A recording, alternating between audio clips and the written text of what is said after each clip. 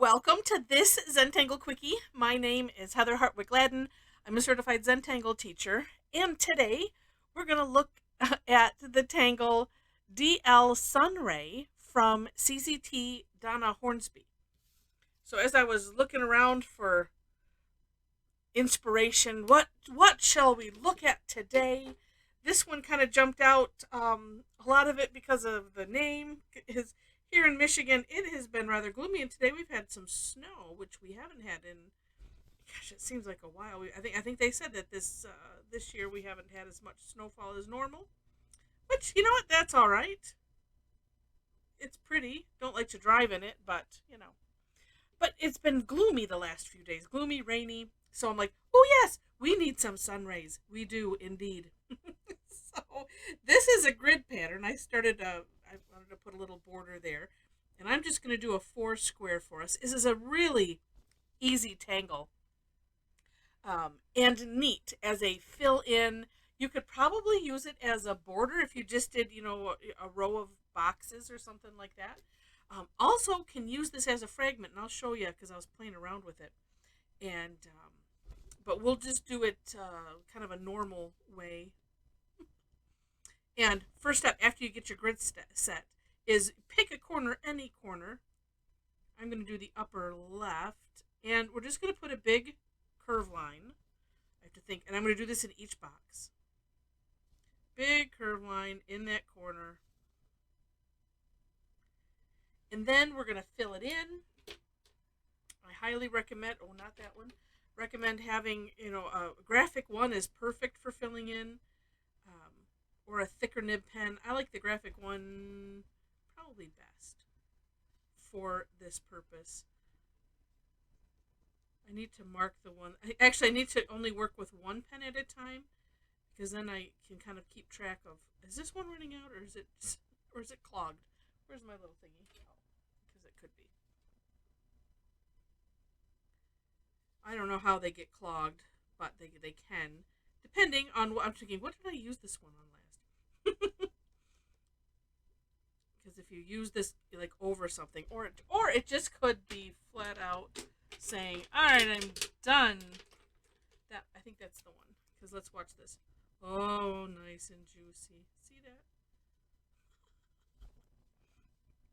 But even though there's still a little bit of ink in there, and I hate to get rid of it, but it does everything work so much better when you have a nice, fresh, juicy pen. Now, if you are unhappy with however you did any of these, you can do like that and course correct. As long as you need to go bigger, you're good. And a lot of times, especially when I'm using a thicker pen tip, I will kind of outline it first, like on the inside, like this, just to minimize the chances of me, although let's see, this one needs to be a little bit bigger too, minimize the chances of me going outside of where I want it. And I say minimize because it's happened. All right, so once you're done with that, then straight lines. So I'm going to start here, and I'm going to start from this corner. I'm just going to draw a straight line going up. I like to start in the middle and then work my way to either side, and I did reflect that in the step out.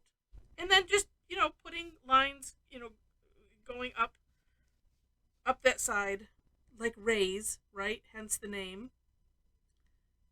You can put, as many or as few as you want. I'm putting more in than what Donna has, I think, in hers. But then these are, I'm thinking these are bigger squares. But you do however you want to do them. It's all good.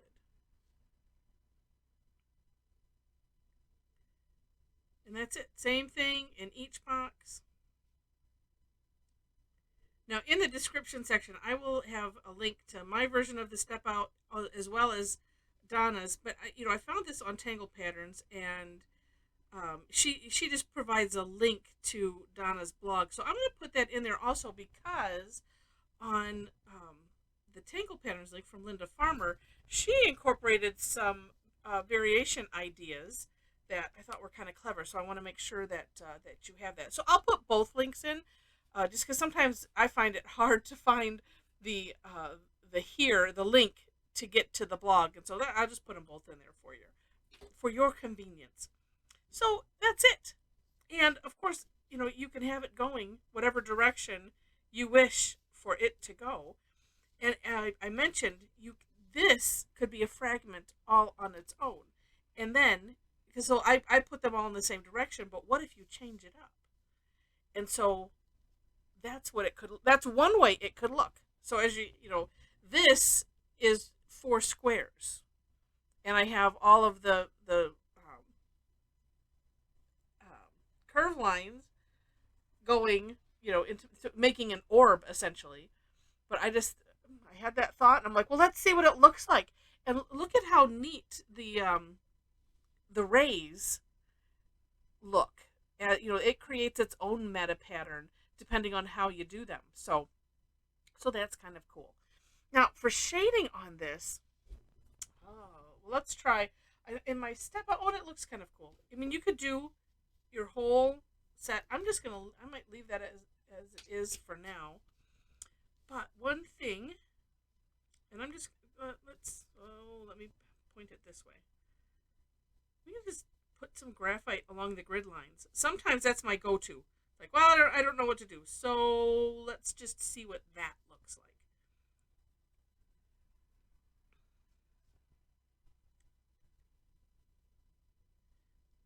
And actually, yes. So where I put it on the inside, but let's just do, because I didn't do there, I didn't do here. Oh, well, this, because it's on the inside. So here's where I'm, let me just do this. Let me do this. I'm being tongue-tied. So let me just do, instead of trying to talk. Apparently today talking and thinking don't go together. Aha. So here's where I was getting. As I was putting the graphite down, I was putting it on where the lines terminate, in the grid. And so I'm not going to go on this side here.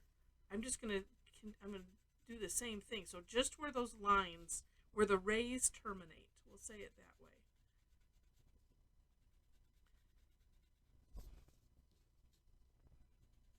And I always think it's kind of neat, or it's a neat effect when we do something like this. And let me show you what I'm thinking here.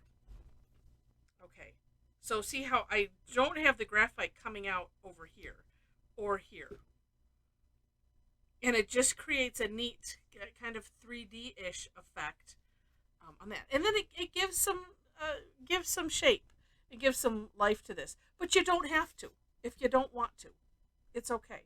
See, like this one, I could put it on all of those grid lines, but I think it looks neat just like this. And then if I wanted to, or if you try that, then look, like I said, there's all these meta patterns, like this, this X that's happened here, and just all of the lines where you could fill them in. You could shade them, individually, like fill them in with graphite. So maybe not necessarily the black pen. And if you're using colors, you could have tons of fun with that. You could fill them, with orbs maybe, or other straight lines even. I don't know. It's unlimited, the amount of fun that you could have with this.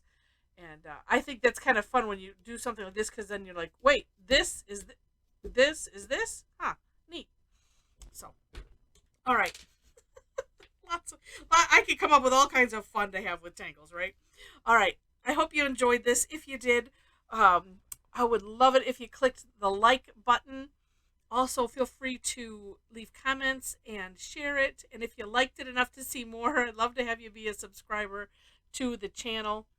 I mentioned the description section. You'll find the step outs. Below that, I have a link to my website where you'll find classes that I teach, as well as blog posts. Right now, mostly, I do a daily tangle, and if you'd like to receive that daily tangle, you can sign up in the blog. I've been doing them with kind of a monthly hashtag. Sometimes it's thematic, sometimes not so much. Right now, since it's January, I'm calling it Happy New Year Tangles. And and we have a lot of fun. I need to do some other posting of when I have classes coming up, which I do. Just as a reminder for those that subscribe there, I will get to getting that in my head to be good and do. But follow me there. Also below that, I have a link to my Facebook page, if you happen to be on Facebook, and then we have a private Tangle Addicts community, and we would love to have you join us. We have a lot of fun. Um, Share your work, and we just have fun. Don't worry. You don't worry about anything. Just show your. I remember saying this a long time ago.